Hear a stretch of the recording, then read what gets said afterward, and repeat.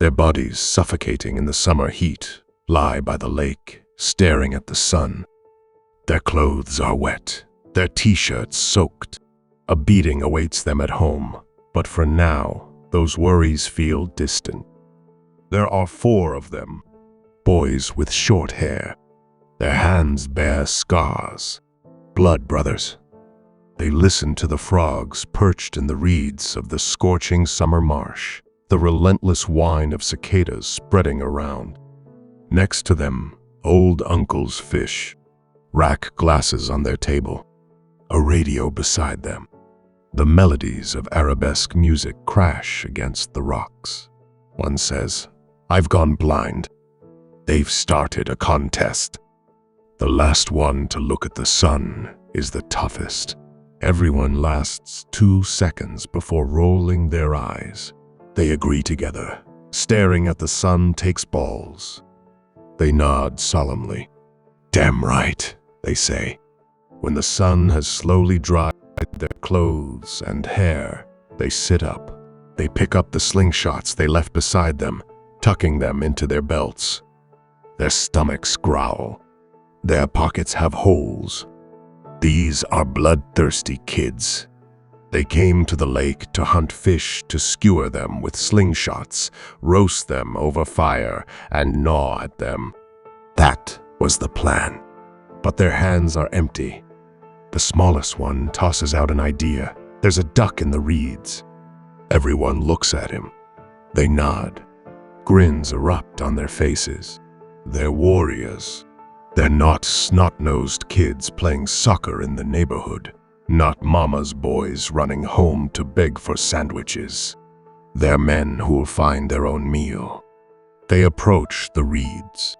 Across the marsh, a black car rocks. The boys snicker. The oldest pretends to hump a scrawny tree. Another moans like he's lost his mind. The car stops rocking. The engine coughs to life, and the driver floors it, tires screeching against the grass. He mows down a sapling, kicks up dirt on the path, and vanishes. The boys swell with pride. "We're dangerous as hell," they tell themselves.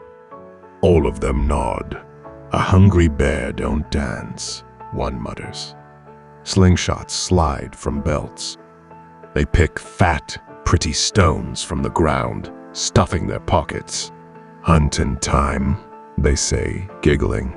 The front of the reeds is thick, a yellow curtain ruining the lake's blue. The boys kick off their shoes. They step into the water, side by side. Each holds his slingshot high, a stone loaded. They laugh, but step with purpose. As they part the reeds, wading into the frog chorus, they spot a duck. The biggest puffs his chest. No one dares speak. They bow to his alpha status. He raises his slingshot, takes aim, smirks, chuckling like a crime boss. The stone fires. A tiny splash, the duck flapping away, a single feather floating down. The boys step slowly out of the lake. It wasn't as easy as they'd thought. Defeat clings to them. They've realized now, waiting for ducks under the sun is pointless. The killers are there, waiting for them. And they're right. We're the ones with eyes of steel, they say, laughing. They collapse onto the grass. Drying off matters. The wetness level decides the beating, damp but dry. Less pain, soaked. Pick your poison, mom just stitched those pants, and dad's already licking the factory boss's boots. Not enough shame. Stuff like that. The boys, they stare at the sky. Clouds gather, inching toward the sun. One points. "Look, Superman," he says. The others jeer, "Your breath stinks of milk. Batman's the real deal. Superman's just a lucky punk." Another jumps in. "Spider-Man's the toughest." "Nah, Wolverine." A superhero brawl erupts in the clouds. The sun watches, silent. The boys laugh in the summer heat. Each has a hero he wants to be. They cackle, staring at the sky, dreaming. They keep laughing. Their clothes are dry now, but they stay sprawled on the grass, shoving each other, wrestling, getting pissed.